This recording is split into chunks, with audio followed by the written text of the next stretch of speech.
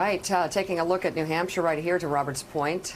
Bernie Sanders is big time in the lead with Pete looking like he's coming in second at this point. Joe Biden down low, though, and Elizabeth Warren. This is the story, I think. And here's another one. That was the Boston Globe. Here's the Emerson College one that has Sanders 31%, Buttigieg 21%, Joe Biden and Elizabeth Warren all the way down at 12%. You know, we could take out a lot of headlines from these polls in Iowa, Mike, but it seems to me, I mean, we can't predict what's going to happen as we move forward to Super Tuesday as it pertains to Buttigieg and Sanders. But we can declare this, that Joe Biden has been, with no doubt, the first full week of this competitive campaign, the loser. He's right. He took a gut punch, and both he and Elizabeth Warren are going to be staggering out of New Hampshire if these numbers that we see in these polls are anywhere close to being accurate. Yeah, Joe has been badly damaged. There's no doubt about it by Iowa, but more specifically by his own campaign, the lack of ground game that he had in Iowa. The surprising thing about those numbers that we just put up, though, Joe, is the slippage, the rapid slippage. If you were in New Hampshire as I was a week or 10 days ago, you would have thought that it would be Bernie ahead, Joe Biden second, and Buttigieg sort of, you know, well back, right, 4 or 5 points back. And Elizabeth just staying the same, which, again, Elizabeth Warren's slippage has been surprising in New Hampshire. She was going to win that primary if the primary were held on Thanksgiving Day. Of course, it wasn't, and she is where she is now. But Joe Biden's campaign in New Hampshire is now, he is not a must-win, but he is a must-finish second or a close third.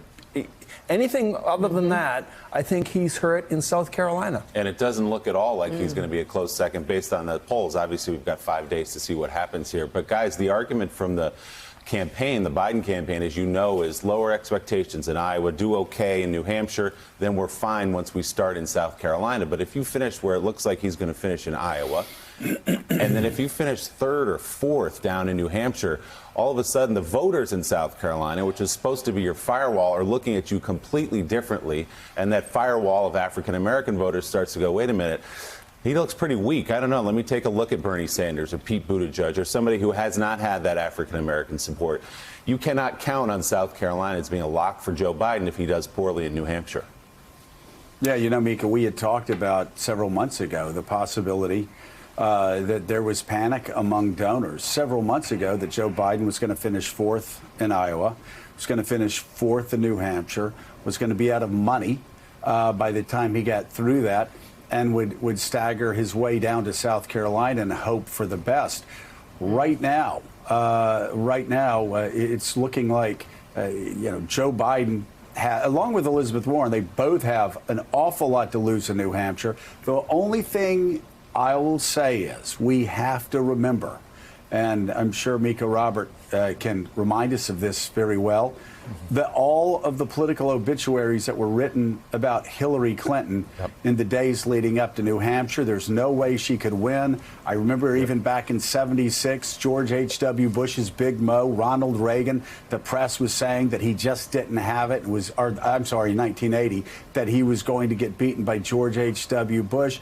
You can go to George H.W. Bush in '88, losing in Iowa, coming in third place in Iowa, and people writing his political obituary. New Hampshire saved him. Mika, the second we tell people what New Hampshire voters are going to do, that's exactly when New Hampshire voters make fools out of everybody. That's absolutely true, and we've obviously experienced that. But having said that, Robert Gibbs, I guess I'll go to you. Elizabeth Warren, if she doesn't do well in New Hampshire, I'm not sure how she goes on. Maybe game that out for me. And Joe Biden at this point loses all momentum if he fares poorly. And the polls seem to be reflecting what we saw in Iowa. Well, I think for Elizabeth Warren, this is essentially a home game, right? She's just over the border Right. in Massachusetts. You get the TV, as Mike well knows, from Boston into lots of homes in there. And I think the question for her in this race is if she doesn't beat Bernie Sanders in New Hampshire and she doesn't in Iowa, where in the next 3 or 4 places does she beat Bernie Sanders? How does she overtake him? And look, I think for Vice President Biden, it's sort of now or never. I think there'll be Right. some strategic looking back at the reports that resources were moved out of some other early states into Iowa. You have to wonder why that was, given the 4th place finish. But to your point, I mean, you've got to make a moment right now. It is time to tear up the schedule. It is time to tear up the teleprompter stump speeches and go out there and speak from the heart, because if you don't do it now, to the point of that Boston Globe, New Hampshire poll, is if you see this support dwindling only 3 days after Iowa in New Hampshire, what's happening in South Carolina? And that firewall, as we talked about, might not exist by the time we get there. It's a long time before South Carolina, and I don't know how much money they have. So just real quickly, Joe, I just wonder, looking at the Biden showing in Iowa and just the way things appear to be going, he's been 24/7 covered by this president during the impeachment trial. And in one way, it shows how fearful President Trump was of Joe Biden. In others, you wonder if some of this stuck. No, I don't think it's stuck. I think Republicans were a lot more afraid of Joe Biden than people running in the Democratic race. Joe Biden, listen, we all, I would just tell you personally, we love Joe. Love him. And thought that he was going to do better than he did.